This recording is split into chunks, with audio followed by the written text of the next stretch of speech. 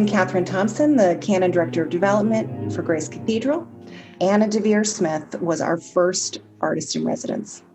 She joined us in 2012, and she illuminated our first annual theme, which was grace. Anna, welcome to our podcast today about your residency. Thank you. It's always good to be back. So kind of going back to the Cathedral and your residency, we've been asking most of the artists what they knew about the Cathedral before they got there. Had they visited? And we know that you have a pretty long history with the Cathedral, and I'm wondering if you can just say a little bit about that. Yes, well, I was at ACT. I trained at ACT, American Conservatory Theater, and I lived at 801 Jones Street, which is about 4 blocks down from the Cathedral. And in my second year, as a kind of my discipline, I walked up that very steep hill every single morning and took communion in, I think it was Grace Chapel. Is that the chapel? Chapel of Grace, yeah, Grace Chapel. Mm-hmm. And I took communion, and then I walked down every single day during the week. And then I walked down the hill and I swam. Mm-hmm. And then went home and had breakfast and went on with the rest of the day. So if I recall, it was pretty early in the morning, 6 or 7 o'clock. And so that's how my relationship to Grace Cathedral began. And then ultimately, I ended up getting confirmed there. So that was way back. That was like 1973. What people comment on who know you is that you really feel like you're part of our community. Well, yeah. It's also an interesting story that by chance, I ended up in an apartment just a half a block above the Cathedral, and I was in San Francisco performing at Berkeley Repertory Theater, my play "Let Me Down Easy," and so here I am up there. And I was looking down at the Cathedral, and I hadn't really been back very much in all those years that we talked about. 1973, I went and lived in New York, here, there, everywhere, and actually, I honestly, I'd had a sort of disappointing episode at the Cathedral right before I left San Francisco. And I remember looking down and seeing it and saying, wow, gee, for old time's sake, here I am at the top of the hill. I used to come up from the bottom of the hill. Why not just go in there? And so I went in and, I started going to morning prayer. And Mark Stenger, who was then one of the priests, invited me to come for coffee up in the offices, which was very interesting to me, like this mysterious place I hadn't ever been to before. And we had coffee, and then he felt that Jane Shaw, who was away at the time, would like to meet me. And so he did introduce us, and then she came to see Let Me Down Easy. And it was out of that she invited me to be artist in residence. When she invited you, Anna, did you have the notion that you'd be creating an original work for the Cathedral in those conversations, or did that come later? It was sort of one of those things that came together in a meeting. Do you know what I mean? And I actually had a part of Let Me Down Easy, which had not made it into the version of the play that I was then performing, which was about the subject of grace. And that came about because for folks who are watching this who know the theater, know that, we often have several versions of our plays that go to different places while we're developing them. And then at one point we say it's finished. And in a very early version of the play, the late Mike Nichols, who some people will recognize as a great film director, came to see the play. And afterwards, I thought he said to me, this play is about grace. What he actually said was this play is about kindness. But because I remembered it as grace, I then went around while I was creating the next version of it and asked mostly theological sorts of people about what's grace. And I talked to, it sounds like a joke, but I talked to Peter Gomes, who was then the Minister of Christian Morals and the head of Memorial Church at Harvard. James Cone, both of these people are passed away. It's so sad. The late James Cone, a great Black theologian, Union Theological Seminary. Rabbi David Wolpe from LA, and Imam Faisal Abdul Rauf. So I had talked to all of these people just trying to understand this idea about grace. And so I put that back into the play, gave it to Jane, and she was very interested. Yeah, it was really interesting. And I remember how exciting it was to see you perform her, with her sitting in the audience and her reflections on what grace were. And then you had these theologians in the play, but Alice Waters was also part of that play, and she was there too. So yeah, it was electrifying. And, you talked about interviewing people of different faiths, and I'll never forget the magnificent call to prayer that was done from the gallery. At a certain point in the play, in talking the words of the Imam, and he tells the story of how the call to prayer came to be. And we realized that not everybody would even know what the call to prayer was, particularly if they hadn't traveled in the Middle East. And so we had an imam who came and was all the way in the back, very beautiful lighting. As you know, the lighting at Grace Cathedral is extraordinary anyway, in a white robe. And I don't think the audience had any idea, because he was behind them. And then they heard this call, and this beautiful call to prayer, and they turned around and there he was. And actually, the first time I ever heard the call to prayer was when I was in Egypt. And I remember being in my hotel and hearing this. It sounded like the earth was moving, which it is, but I mean, it just felt like something from out of space. I went running around the hotel trying to find out, what is that noise? What is that noise? And it was a call to prayer. And so I wanted the people to have that experience. Now, most of the time when we travel in the Middle East now, the call to prayer is on a loudspeaker, not necessarily a person singing live. So this was also a very, very special experience, I know, for me and for Joshua Roman, who was the cellist who I invited to be with me in making On Grace. It was thrilling to both of us to be able to include that. What do you think about that work 8 years later? It's an unfinished work. Joshua and I subsequently went to Washington, and we were able to perform it at Georgetown as a work in progress. The thing that I said, what happened there that became very important, is that I was able to get an interview with Congressman John Lewis, who spoke about grace, I think, in an unexpected way, and about the song "Amazing Grace," and that is now in my play Notes from the Field in the movie. So that's there, and that came as a result of trying to flesh out the work that Joshua and I were doing while we were at Grace Cathedral. What's your favorite memory of your residency at Grace Cathedral? Well, just so many things. I think before the residency, I think I have a memory of being at morning prayer, and Mark was presiding. It's different every morning. And Jane slipped in, and I had not met her before. And just this woman, slipped in, and it was, she's the first woman dean at the cathedral. Yes. And I was excited about that. I remember that. I remember running into you in the parking lot, and you were always so upbeat and so positive. And so I think some people were a little bit shy about talking to me or something, but I remember how much it meant to me that you were very supportive and your sense of humor. Yeah. I remember going over to Luca's, which is I'm a feeder. I like to feed people. I remember going over to Luca's, which is a delicatessen on Chestnut Street, wonderful delicatessen, and bringing back lunch for everybody. I think also just the chance as well that you all provided for me to work with Joshua Roman.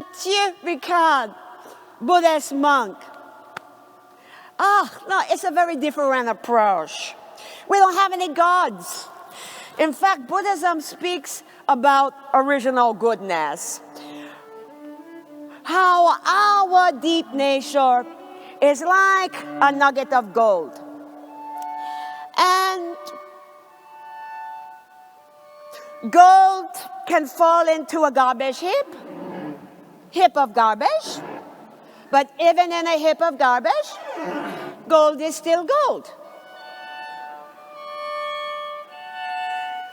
You just need to pick it up and wash it and make it shine. Who is a beautiful classical cellist, and working with him has changed my work forever.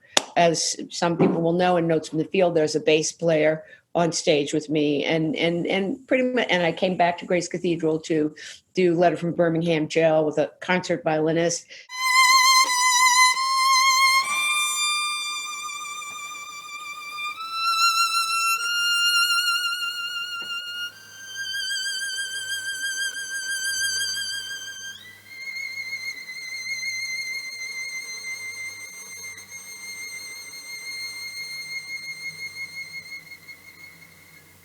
Letter from a Birmingham jail. And so this was my first time of being able to work with a musician on my own terms. Usually that's something that a director wants to have or not have.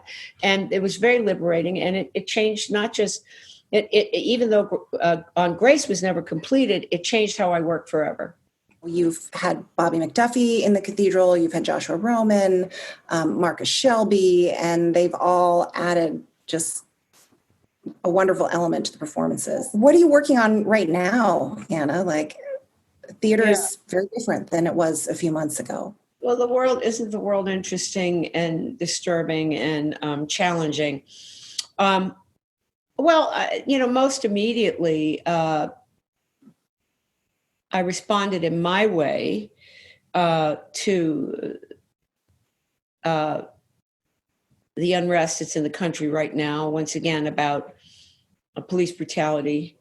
And I was happy that both HBO and PBS decided to re-show works of mine that have to do with that. Notes from the Field on HBO and Twilight Los Angeles on PBS. And so I was really promoting those works is the most recent thing that I've been doing. And now, spending a lot of time listening to people to know where we are with all of this. And I'm also working on a new piece about resilience that was commissioned by a Washington philanthropist named Adrian Arsht. And today I did some interviews with people in Latin America, and all of them who are people work with the Red Cross. They're used to disasters, earthquakes, volcanoes, and the pandemic is just a new level of disaster. And I think this morning, talking to the three, people who are so real humanitarians about the scope of this pandemic, and them being in Latin America, and it being very clear to me that the worldwide nature of it is really quite something. But also doing what I can to respond to the unrest and the recent murders by police officers. I think it was only 4 weeks ago that you preached at Grace Cathedral on a Sunday. I can't tell you what to do, but I believe that you can do something in your way, in the way how you do it. Imagine it. Think about it. Do it. Have courage.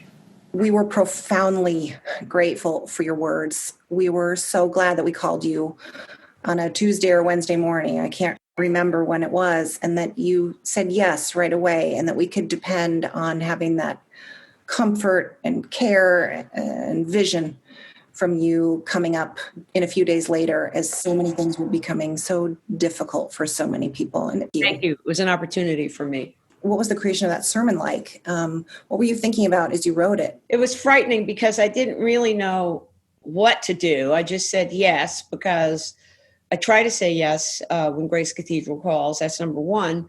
But number two, because I knew it would be a chance to think about things. And one of the things I learned from both Jane and Mark is the necessity of brevity.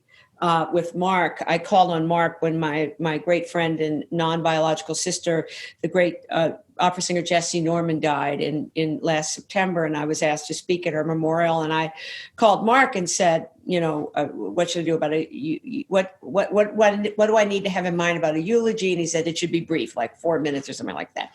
And of course, Jane famously, you would know better than I don't think she preached for more than 7 to 9 minutes, or I think it's exactly 7 or exactly 8.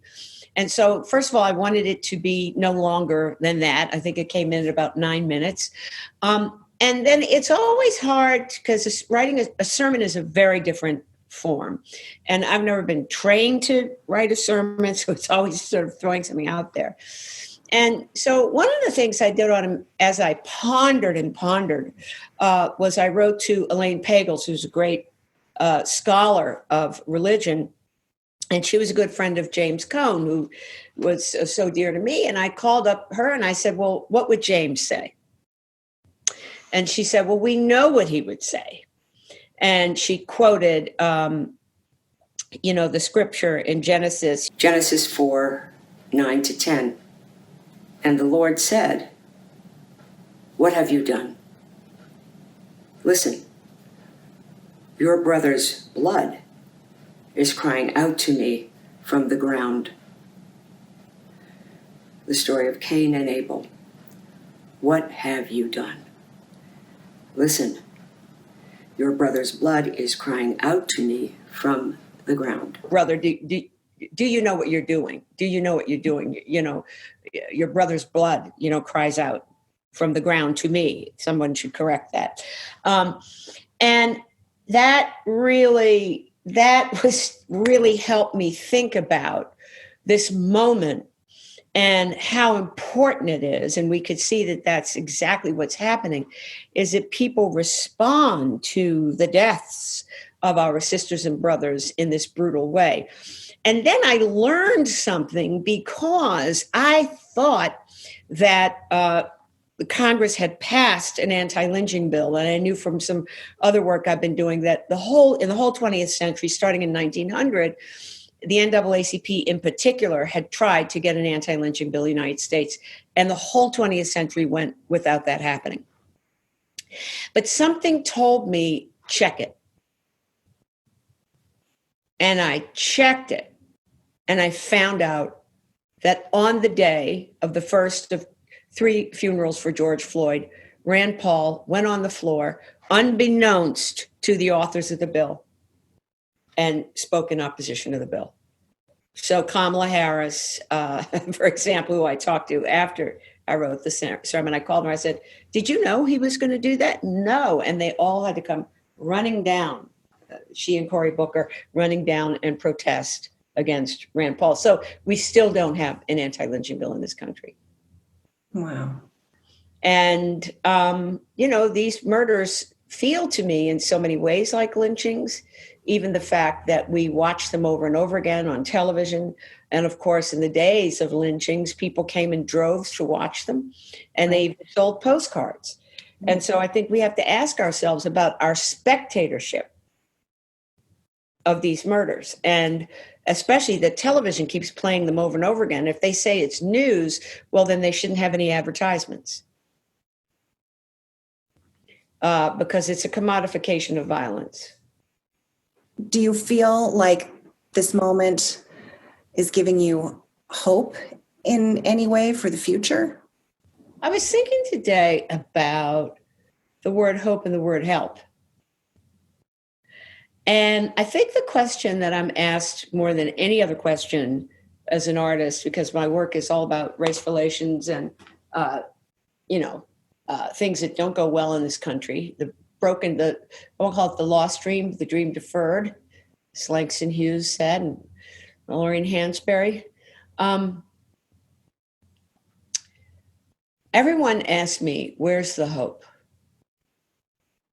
And I would like them to say, where's the help? Or how can I help? People are looking for hope, and I wish they were looking for ways to help. Because as I said in the sermon, we can all do something. I can't tell you what to do, but you can do something. And I am by nature a hopeful person. I'm not optimistic about this moment. but I am hopeful. Hope is more a state of mind, a state of being. And by the way, the best definition I heard of it is Cornel West talks about it as a leap of faith. That, you make a leap of faith despite the evidence, and optimism kind of goes, well, evidence looks pretty good. So I'm a hopeful person, but I'm not optimistic about the moment. Why is art important right now? Well, I should also say that I don't prioritize the importance of art. Obviously, doctors are very important right now. The protesters are very important right now. Teachers are very important right now. I mean, I think we if we're lucky as artists, we get to be in the an ecosystem of suggesting possibility.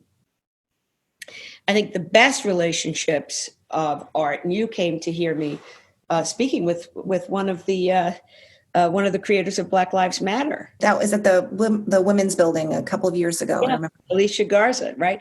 And you may recall that I was called an activist, and I kind of wanted to slip away from that and say, I'm not really. You're the activist here. And one of the reasons I feel that way is because I felt that to be an activist, you really have to be very sort of, it's this way and not that way. You have to be really clear like that. And my work is always looking at, it could be this way, it could be that way. This person says this person says that. Can't remember Miss Garza's rebuttal to that, but it was complimentary. I thought, oh, gee, maybe I'm an activist. But so I think that art does a lot of different things. I think even at the beginning of the pandemic, with all these very hilarious, texts going around of things that people created in their own house, brought joy at the beginning of I haven't seen as many lately, but brought joy at the beginning of a very terrifying time, a time of great unknowing. I think we're getting used to the fact now that we don't know, but at the time it was shocking. Some art makes you laugh, some art makes you cry, some art makes you dance, some art makes you sing. So art's a lot of different things. Is it important? I think it can be put to use. And that's what I've been trying to do with mine. And it's also, each art form is a kind of a discipline that we get to try to perfect in our lifetime, or none of us, it's never perfect, but we can try to get better. And there's something about humans in general, I think, that that's kind of our, instinct, that we try to get better. So that's a sloppy answer to your question, because I try to avoid making these big pronouncements about the importance of art.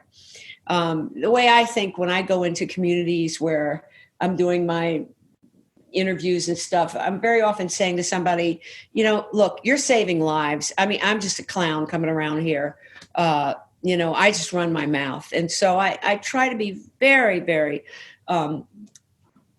realistic about that, because I think it's very dangerous to have an enormous ego about your own art form. And you do it with an intellectual's sensibility, an activist sensibility, and also an artist's sensibility. And that is why I am so glad that you really began with Jane, and now continued by Malcolm, and a whole community that embraces this idea of an artist in residence being so incredibly additive, to the cathedral's mission.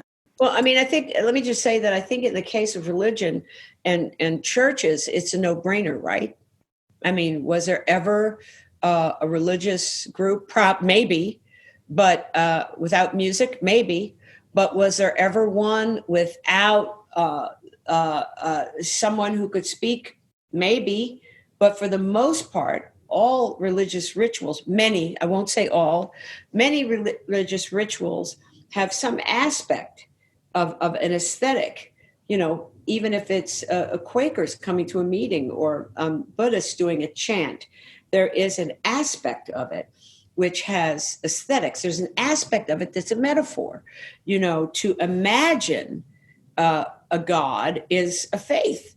To imagine that there's some invisible being there for you is an act of faith and an act of imagination. And I think at its best, art is a kind of a secular religion, especially now when so many people are so secular. You know, one of the things I want to tell you too is that when Jane invited me to come and be artist in residence, I called up like 3 or 4 of my most important friends, the closest friends. I said, make sure I do this.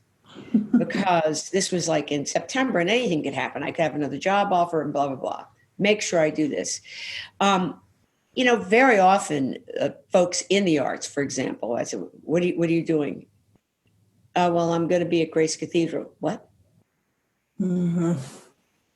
Or one of my dear friends is a monk at a monastery. You're going to the monastery?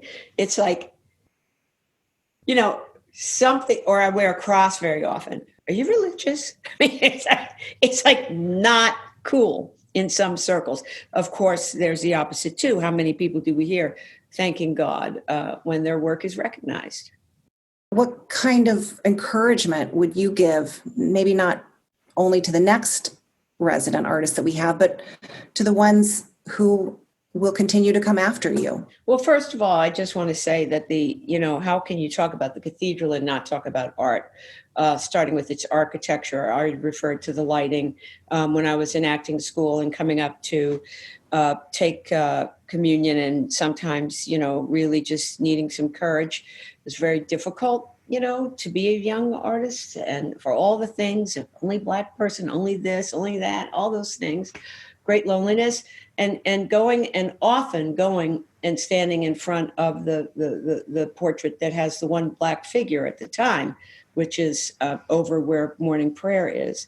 So I should say, first of all, that the type of aesthetic imagination that's gone into the cathedral, the great speaking that's happened there from all of the priests and canons and Martin Luther King. I mean, all of the beautiful events, the weddings, all of those things, the boys' choir, the choirs, the music. So it is a house of art, even as it is a house of worship. I think that right now, whoever is out there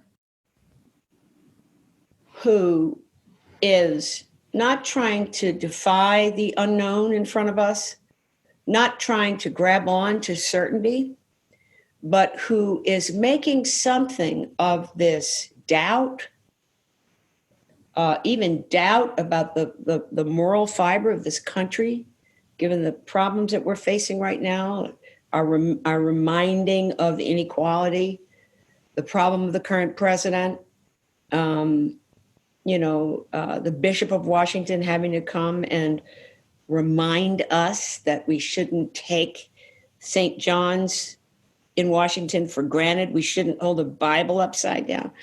So, we know it's a moment of crisis, but we don't know where we're headed. We don't know when we can convene again. So I think an artist who actually lacks confidence, who doesn't know, who's not afraid to say, I have absolutely no idea, whoever that person is a person who I would encourage to come forward at Grace Cathedral with an offering and with their presence, because that's the other important thing about being artist in residence. I had to do a lot more things than make a play. I was invited to do, as you know, Yes. I was invited to do many more things than make a play. And so to be in residence means to be a part of the community, to be in community, to be in relationship with. And so I hope there's a brave person who, by the time you can have an artist in residence, really comes in almost with the battle scars of having walked in the not knowing. And importantly, with kindness.